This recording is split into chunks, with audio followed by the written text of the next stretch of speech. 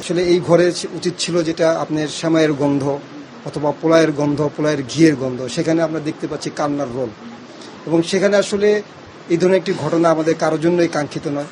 এবং সেখানে আমি কিন্তু দুপুরে, আজকে আপনি নিজেও দেখেছেন, আমি দুপুরে হসপিটালে গিয়েছি এবং পরিচালক থেকে শুরু করে কর্তৃপক্ষ যারা আছে তাদের সাথে কথা বলেছি, বলে আপনাদের সামনে কিন্তু আমি ব্রিফ করেছি। এবং সেখানে কিন্তু আমি একটি সুষ্ঠু তদন্তের জন্য যা যা প্রয়োজন সেটার জন্য আমি বলেছি যে তদন্ত কমিটিতে প্রয়োজন বোধে যদি কাউকে অ্যাডহক ভিত্তিতে নিতে হয় সেটা নিয়ে যেন সুষ্ঠু তদন্ত হয় ব্যাপারটি, সেটা দেখার জন্য।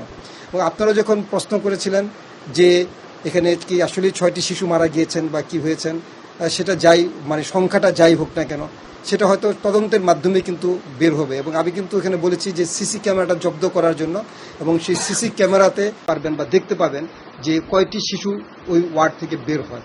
তাহলে কিন্তু আপনি এবং তার রেজিস্ট্রিটা যদি আপনি মানে ঠিক মতো চেক করেন, তাহলে কিন্তু আপনি এই ব্যাপারে আমাদের আর কোনো সন্দেহ থাকার কথা নয়।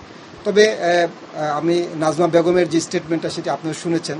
নাজমা বেগম তিনি বললেন যে সেই ওয়ার্ডে প্রায় 11 থেকে 13 জনের মতো বাচ্চা ছিল, এবং তার সামনেই বলল যে প্রায় 5 থেকে 6 জন শিশু টোটাল, তার 2 জন বাচ্চা বাদে সেটাই বললেন 5-6। সেটি হয়তো মানে তার বলার সময়ে বা বলার প্রেক্ষাপটে হয়তো বা কম বেশি হতে পারে, সেটি নিয়ে।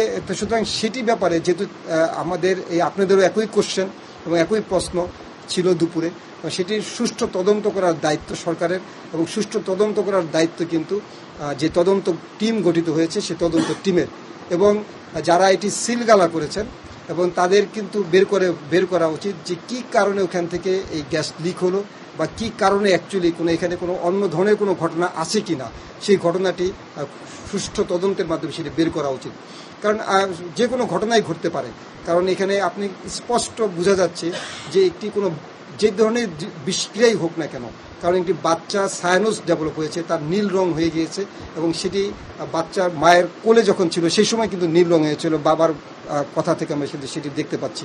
সুতরাং এই ধরনের ঘটনাটি কেন ঘটেছে সেটি কিন্তু আসলে তদন্ত করে বের করতে হবে, এবং তাহলে কিন্তু আপনি সঠিকভাবে আপনি এই ধরনের ঘটনা যেন না হয়। এবং আমি দুপুরে সেটি বলেছি যে এই আদ্দিন হসপিটালের যে স্ট্রাকচার, সেই ইনফ্রাস্ট্রাকচার কি ঠিক আছে কিনা, কী ধরনের ইনফ্রাস্ট্রাকচার আছে, সেটা যে বিল্ডিং কোড মেনে সেটি করা হয়েছে কিনা, সেই ধরনের ঘটনাগুলো আপনি তদন্ত করলেই কিন্তু আপনার এই ঘটনাটা বিচার করবেন। কারণ এটি শিশু, সকল মৃত্যুই কিন্তু খারাপ। আমি দুপুরে বলেছি সকল মৃত্যুই খারাপ, সংখ্যা আমরা মানতে পারিনি।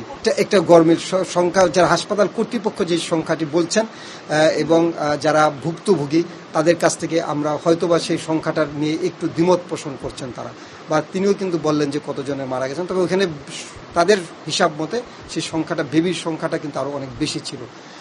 হয়তোবা কেউ সুস্থ হয়ে গেছেন, অথবা কেউ এখানে যদি খারাপ কোনো কিছু হয়ে থাকে সেটা আমরা তদন্তের মাধ্যমে সেটি কিন্তু বের হয়ে আসবে। এই জন্য আমি বললাম যে সুষ্ঠু তদন্ত মাধ্যমে বের হওয়া উচিত। তবে আমি যাই কিছু হোক না কেন, এটি যদি আপনি সঠিকভাবে তদন্ত করে সঠিকভাবে সেটার মানে একটি মানে জবাবদিহিতার আওতায় নিয়ে আসেন, তাহলেই হয়তো ভবিষ্যতে এই ধরনের ঘটনাগুলো অনেকাংশে কমে যাবে। তবে আমি মনে করি সমাজের অনেক বিত্তশালী, বিত্তবান অনেক লোক আছেন যারা সমাজকে এগিয়ে নেওয়ার জন্য তারা অনেক কিছু করতে পারেন।